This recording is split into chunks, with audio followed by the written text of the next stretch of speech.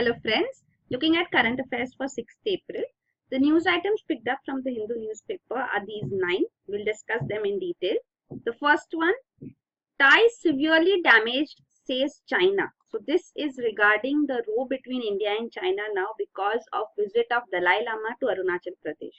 So we have already discussed this about it yesterday. It was on the front page when the minister Mr. Rijiju said that this is purely a religious visit, but then China still protests. It has also lodged a protest with the Indian ambassador in China.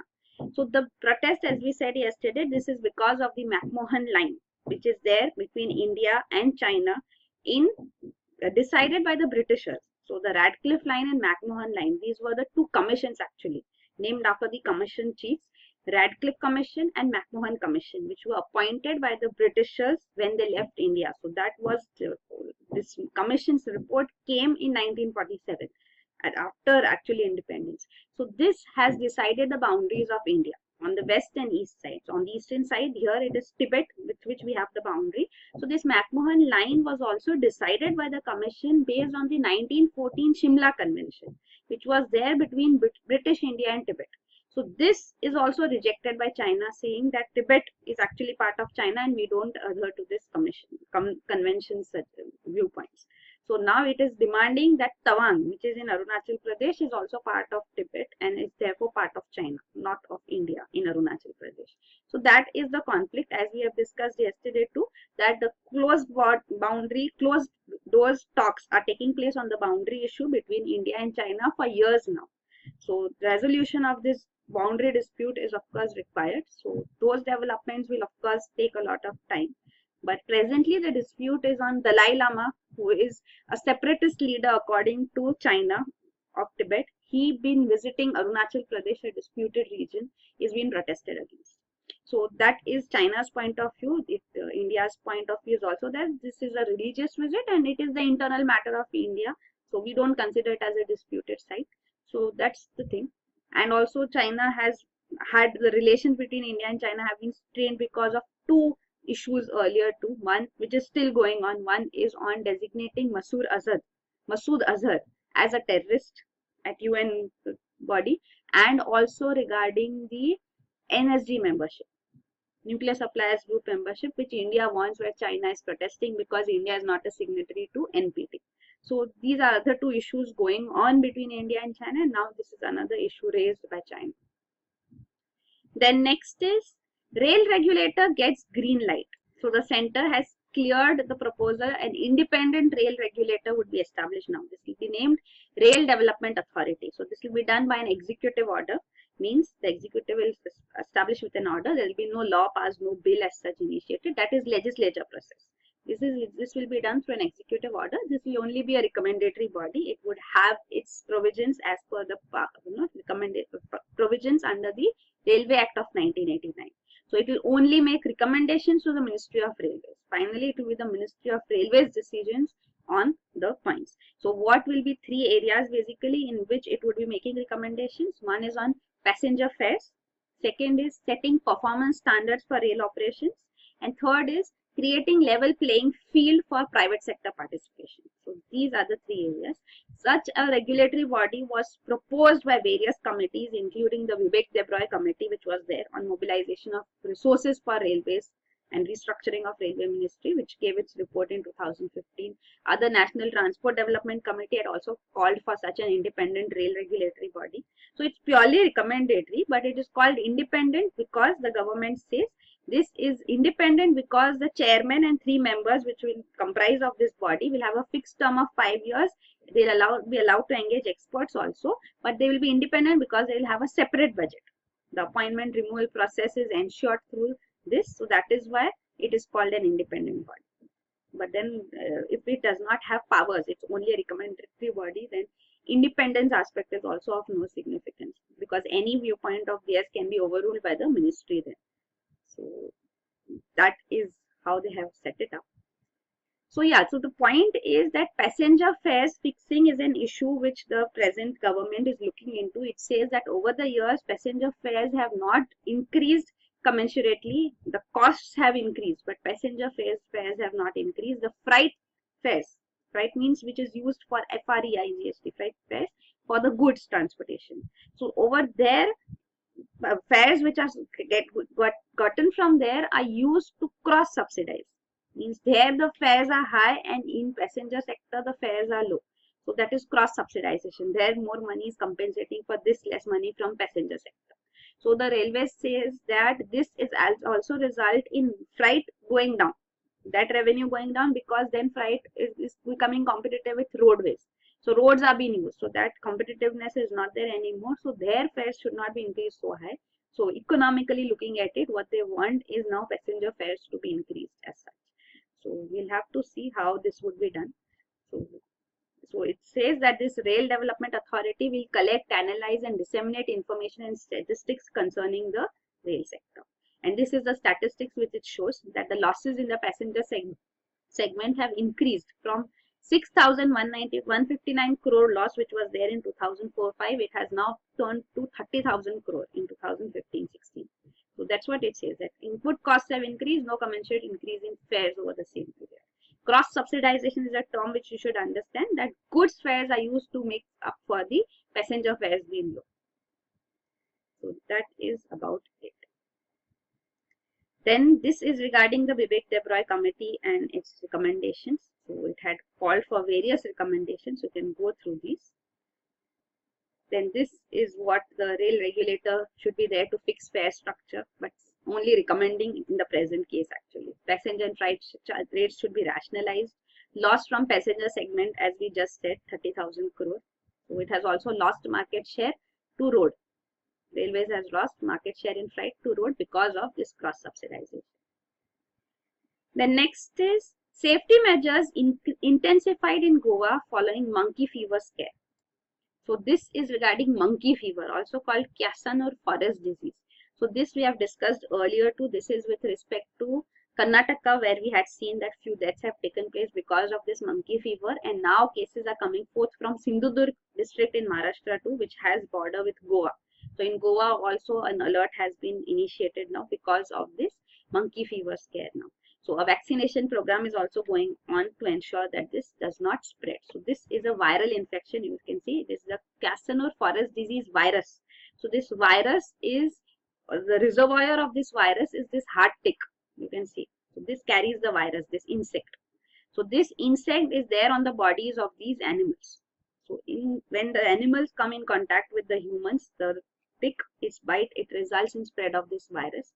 So that is how this infection has been spreading, and it has turned fatal in many cases also. This is called monkey fever. Generally, monkey is the carrier of this insect.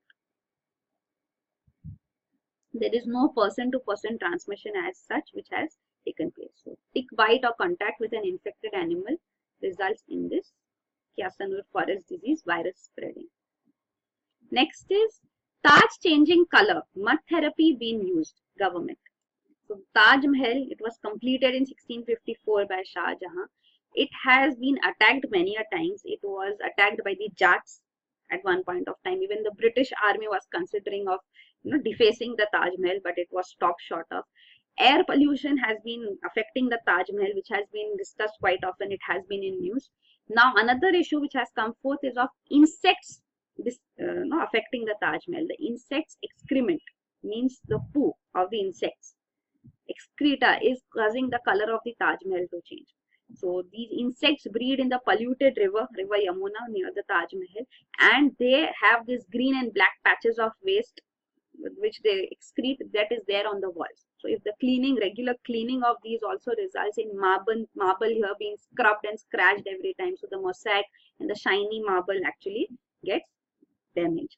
So this is a point raised. Presently it was raised during the question hour by a member in the house, and the government has responded. The culture minister responded on it about the efforts which have been taken. So there are two issues now: change in the color of the marble structure because of pollution also, and another is damage caused by insects also. So the culture minister said that mud therapy is now being used to restore the color of the monument. So they are applying this paste of Multani Matti. So this has been applied on 3/4 of the structure, and the minister says that it is showing results. So this is regarding Taj Mahal. So its color is turning brownish yellow. There are three main pollutants which are responsible for this. One is dust, which accounts for 59% of the color change according to a study, and brown carbon, which comes from biomass as gas burning, that is responsible for 30% of the color change, and black carbon, which comes from fossil fuels, accounts for 3% of the color change. And this is the greenish insect poo, which is also desecrating the Taj Mahal monument. Then next is Bihar Jharkhand children undernourished, says NGO. So a study, this is NFHS survey, National Family Health Survey 4. So this is a survey which is undertaken, and this data has presently been released by this NGO Child Rights and Youth. So according to this data only, the report has been released, in which it is found that 9 out of every 10 children aged 6 to 23 years do not get adequate diet in Bihar and Jharkhand. So this is the status here. It says that only 7.5 and 7.2% of children in Bihar and Jharkhand in this age group receive adequate diet. So that is the condition here. Comparatively, it says in Tamil Nadu it is 31% getting adequate diet. So another point raised is that even institutional deliveries are not quite high here. Institutional deliveries means deliveries, childbirth not taking place in hospitals, in institutions, but at home. So home births also is quite high. So this National Family Health Survey data, it is released, it's a trend analysis. It's not a overall every house to house survey done. It's a trend analysis is done. A sample is picked up and a study is being done. So this National Family Health Survey does not take place annually also, and it's not something fixed. NFHS 3 was done in 2005-6, a decade ago. So this is NFHS 4 done. So a comparatively study, if you see, so institutional deliveries have increased. In NFHS 3, in Bihar and Jharkhand, institutional deliveries were less than 20%. Now they are around 60%. So that is a increase actually, but then still it is not sufficient. So that is one point raised. Also, it says anemia prevalence is quite high. So it says 2/3 of the children here suffer from acute anemia. And also it is an anemia which is carried forward from mothers, because pregnant women in the age group 15 to 49 here are also having high prevalence of anemia, 50 to 60% you can say. So that is because of which juvenile anemia is a manifestation of this malnutrition cycle. It is transmitted through generations. So then if a child is anemic, then it will be undernutrition, and the cycle, vicious cycle continues. So it is seen that folic acid supplements, iron supplements, which should be taken during pregnancy, are not taken by the women here. Pregnant women in Bihar, only 9% take these supplements, in Jharkhand 15%. So this is another point raised here. Of course, positive side is shown, that it says that several child health and nutrition indicators have improved, like institutional deliveries as we discussed, immunization has improved, critical childhood disease treatment has improved, but then still it lags behind. So that is highlighted. This is regarding anemia. So anemia is this red blood cells being low. So this is the normal amount and this is the anemic amount. And what are the consequences of it? It results in reduced physical development. So decreased work output, work capacity, impaired sexual and reproductive development. It results in irregular menstruation in women, low pre-pregnancy iron stores, and low baby weight babies. So birth weight would be very low for babies. Preterm deliveries would also take place. So this will be the consequences of anemia. And of course, in children, it is resulting in reduced cognitive development. So diminished concentration, disturbance in perception, poor learning ability are the consequences. Then the next news item is WhatsApp case for constitutional bench. So a constitutional bench of 5 judges will be looking into WhatsApp case. We have discussed it twice in the last few days now, that the WhatsApp and Facebook agreement which has taken place, under which WhatsApp would be sharing all the details of its users, the phone calls, photos, videos with Facebook. So this has been protested against. A petition had been filed by 2 students in Delhi High Court. But Delhi High Court upheld this agreement between the 2 internet giants, WhatsApp and Facebook, but it only asked WhatsApp to delete all the accounts of the users who have decided to close the accounts. So after the accounts are closed, the information should be completely deleted. So that's what the Delhi High Court said, that this is a free service. WhatsApp is free. So if you want to use it, you can use it. If you don't want to use it, you can just delete your account. And after deleting, it's WhatsApp's responsibility. That direction has been given, that the complete details should be deleted. But this case has gone in appeal to the Supreme Court, and a 5-judge constitution bench has been set up to look into this, that WhatsApp, Facebook, this deal, is it resulting in violation of right to privacy for the individuals? So now this will be looked into by the Supreme Court, but the advocates for WhatsApp and Facebook, they are saying that this is a case which has already been seen. So right to privacy issue has been earlier seen by the Supreme Court in 2 cases. MP Sharma case, which was an 8-judge bench, and a 6-judge bench of Kharak Singh case in 1954 and 62 respectively. Both these had said that right to privacy is not a guaranteed right under Article 21 of the Constitution, that is right to life. So if the Supreme Court wants to have a look into this matter again with respect to right to privacy, then the senior advocate K.K. Venugopal, he said then a higher constitutional bench should be established. Means 6 and 8-judge bench have already been set up and they have rejected right to privacy. So if the Supreme Court's ruling should have some substance, then it should set up at least a 9-judge bench and give its verdict. So that is being proposed. So now we'll again see if a higher judge bench would be set up or not. And also we had discussed that this case will be going for summer vacation hearing. So this has actually been preponed now by the judiciary. The CJI says that this is an urgent matter. So that is why this has been taken up before the summer vacations also. Then it's a serious issue. That's what it says. It's a serious issue. So taken up for April 18 hearing now. Then next is Center hands over to Supreme Court accreditation guidelines for NGOs. So new guidelines have now been framed for accreditation of nearly 30 lakh NGOs and voluntary organizations in the country. So these new guidelines have been handed over to the Supreme Court too. So Ministry of Rural Development has framed these guidelines to regulate the manner in which NGOs which are recipients of grants, grants are given by the government to the NGOs. So how they should maintain the accounts, the procedure for audit of these accounts, also procedure to initiate action for recovery of the grants in case of misappropriation and criminal action. All these are put up in these guidelines. So according to these guidelines, the nodal agency for the purpose of registration and accreditation of NGOs and voluntary organizations who are seeking fund from the government is Niti Aayog. So Niti Aayog will be having the task of maintaining a database system also to manage and disseminate information related to NGOs and voluntary organizations. So there is an existing portal, it will be strengthened further. Niti Aayog NGO Darpan. So this has been announced, it has been put forth before the Supreme Court too. So this is regarding Niti Aayog too, which has been set up replacing Planning Commission. So it is a multi-tiered body, various tiers. The topmost tier which is chaired by Prime Minister with a governing council of Chief Minister. So that is another tier. Regional councils are also there on specific issues. Experts and as special invitees are also taken in.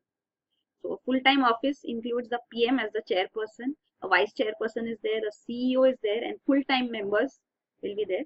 2 part-time members are also there, and 4 union ministers are ex officio members in Niti Aayog. The function of Niti Aayog is to develop a national agenda and foster cooperative federalism between center and states. So Planning Commission was considered as a top-down approach to planning. So this is taking into consideration the states' demands and going for cooperative federalism, delegating powers to them. So it provides strategic and technical advice on key issues to the states. Then next is Backward Class Commission set to get constitutional status. So there is a Scheduled Castes Commission, there is a Scheduled Tribe Commission, which are having provisions under the Constitution, but the Backward Class Commission is only a statutory body, not a constitutionally set up body. So there is an Act, Backward Class Commission Act, under which it has been set up. So this is an Act of 1993. So this now a new constitutional amendment bill has been proposed. This is 123rd Constitutional Amendment Bill proposed by the Social Justice Minister. Means it has been approved by the government. So this is a new bill which will require 2/3 majority because it's a constitutional amendment bill, majority in the 2 houses to be passed. So this bill now provides for constitutional status to this Backward Classes Commission. So that is how it would be set up now. So this is regarding the function. Of course, the present function of hearing grievances of socially and educationally backward classes is discharged by this Scheduled Caste Commission set up by the Constitution. So now it would be a separate body, Backward Class Commission set up. So this is regarding the National Commission for Backward Class, a statutory body under this Act of 1993. It was also established after the Supreme Court order, the famous case, Indira Sawhney case. So it had asked for constituting a permanent body in the nature of a commission or tribunal for entertaining, examining, and recommending upon requests for inclusion and complaints of over-inclusion and under-inclusion in the list of OBCs. So this has been set up. Then this is regarding the Indira Sawhney case. This is an important ruling of the Supreme Court in 1993. The three major points of this ruling which you should know is that it said reservation should not exceed 50%. Even carry forward policy, if it is used overall to reservation, cannot be more than 50%. One point. Creamy layer must be excluded from backward classes. This important ruling, creamy layer coming up in OBCs, this was the ruling of the Indira Sawhney case, in the Indira Sawhney case of the Supreme Court. Third is no reservation in promotions. So these three were the important rulings of this case, Supreme Court in this case. The next is UK-India unveiled joint green fund. So we had discussed yesterday that the finance ministers of the two countries met. So in the same meeting here, it had been announced now that a joint green growth equity fund would be set up, which will have an anchor investment of 120 million pounds each. So this will be an investment done by the two. So this, it says, will result in enhancing inclusive growth by boosting investment into green infrastructure for India. So it will help India as such to get investment in green infrastructure. So this means it will be used to crowd in private investment too. So when government makes a contribution to a fund, private investment also gets a boost. So this will result in green infrastructure being established in the country and helping India in its infrastructure development too. So bringing in more investment. So this is an initiative. So that is it. Thank you.